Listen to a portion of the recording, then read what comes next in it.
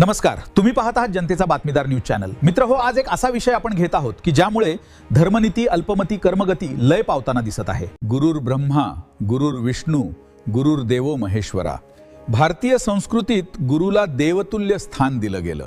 ज्ञानाचा दीप प्रज्वलित करणारा, विद्यार्थ्यांच्या भविष्याचा शिल्पकार म्हणून शिक्षकाचा सन्मान केला जातो।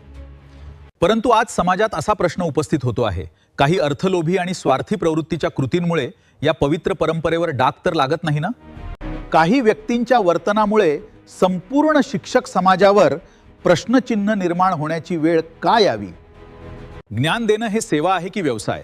शिक्षण हे संस्काराचं मंदिर आहे की स्पर्धेची बाजारपेठ आहे? अशा कुठ प्रश्नांची उत्तरं शोधण्याची वेळ समाजावर आली आहे। कारण एक गोष्ट स्पष्ट आहे, काहींच्या कृतीमुळे संपूर्ण शिक्षक वर्गाचं योगदान विसरलं जाऊ नये। जे आजही निस्वार्थपणे विद्यार्थ्यांचं भविष्य घडवत आहेत, त्यांचं कार्य तितकंच महान आहे, हे विसरता कामा नये। खरंच किती खालच्या स्तरावर जातात हे विकृत वृत्तीचे लोक? का कुणास ठाऊक जे लोक अस्तित्व विसरून का वागतात? कोणाचं हे घर, देह हा कोणाचा, आत्माराम साचा तोची जाणे, असे संतांनी टाहो फोडून सांगितले, परंतु ऐकण्यास मात्र कोणी तयार नाही। असो, जैसे कर्म करेगा वैसा फल देगा भगवान।